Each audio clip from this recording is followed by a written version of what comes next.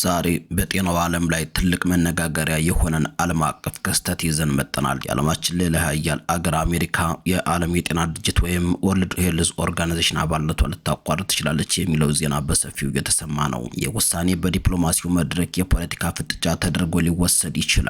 ነገር ግን ከፖለቲካው ጀርባ በታዳጊ ሀገራት በተለይም በእኛ ሀገር በኢትዮጵያ የጤና መዋቅር ላይ የሚያሳርፈው ጥላ እጅግ ግዙፍ ነው። ዛሬ በምናየው ቪዲዮ የአሜሪካ ከድርጅቱ መውጣት የዓለም አቀፍ የጤና ደህንነት ላይ የሚፈጥረውን ቀውስና በኢትዮጵያ ውስጥ በሚካሄዱ የክትባት የበሽታ መከላከልና የጤና ድጋፍ ስራዎች ላይ የሚያመጣውን ሶስት ዋና ዋና ጉዳዮችን በዝርዝር እንመለከታለን። እስከ መጨረሻው አብራችሁን ቆዩም። በመጀመሪያ ጉዳዩን ከገንዘብ አንጻር እንየው። አሜሪካ ለዓለም ጤና ድርጅት ትልቁን የገንዘብ መዋጮ የምታደርግ አገር ናት። በየዓመቱ እስከ 450 ሚሊዮን ዶላር የሚደርስ ድጋፍ ታደርጋለች። አሜሪካ ከድርጅቱ ስትወጣ ድርጅቱ በዓለም ዙሪያ የሚያከናውናቸው እንደ ኮሮና፣ ኢቦላና አዳዲስ ወረርሽኞችን የመቆጣጠር አቅሙ ክፉኛ ይዳከማል። ይህ ማለት ደግሞ አንድ ቦታ የተከሰተው ወረርሽኝ ቀድሞ ለመግታት የሚያስችል አቅም ስለሚጠፋ ዓለማችን ለጤና ስጋት ይበልጥ ተጋላጭ ትሆናለች። አሁን ደግሞ ወደ ቤታችን ወደ ኢትዮጵያ እንምጣም። ኢትዮጵያ የዓለም የጤና ድርጅት የቅርብ አጋር ናት። የአሜሪካ መውጣት በኢትዮጵያ ላይ የሚያመጣቸው ሶስት ዋና ዋና ጉዳዮች የሚከተሉት ናቸው። የፖሊዮና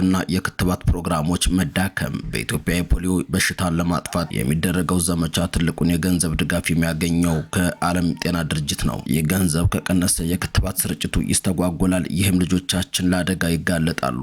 የወባና የሳምባ ነቀርሳ ወይም ቲቢ መከላከል። ኢትዮጵያ እነዚህን በሽታዎች ለመዋጋት የምታደርገው ጥረት በዓለም አቀፍ የጤና ድርጅት ቴክኒካዊ ድጋፍ ላይ የተመሰረተ መሆኑም ይታወቃል። የገንዘብ እጥረቱ ድርጅቱ በኢትዮጵያ ያለውን የባለሙያዎች ድጋፍ ሊያስገድደው ይችላል። የጤና ስርዓቱ ግንባታም። የዓለም የጤና ድርጅት በኢትዮጵያ የጤና ፖሊሲዎችን ለመቅረጽና የጤና ባለሙያዎችን ለማሰልጠን ትልቅ ሚና አለው። የአሜሪካ መውጣት ይህንን አጋርነትም ያዳክማል ተብሎ ይጠበቃል። በአጠቃላይ አሜሪካ ከዓለም ጤና ድርጅት መውጣቷ የዝሆን ፍልሚያ ቢመስልም ሳሩ የሚረገጠው ግን እንደ ኢትዮጵያ ባሉ ታዳጊ ሀገራት ላይ ነው። ጤና ድንበር የለውም። በአንድ ሀገር የተከሰተ በሽታ ሌላውን አገር መበከሉ አይቀሬ ነው። ስለሆነም ዓለም አቀፉ ትብብር ለሰው ልጅ ህልውና ወሳኝ ነው። የዛሬው መረጃችን ይህን ይመስል ነበር። እናንተስ የሀያላን አገራት በጤና ድርጅቶች ውስጥ ያላቸው ተጽዕኖ ምን መሆን አለበት ብላችሁ ታስባላችሁ? አስተያየታችሁን ኮሜንት ላይ አስፍሩልን።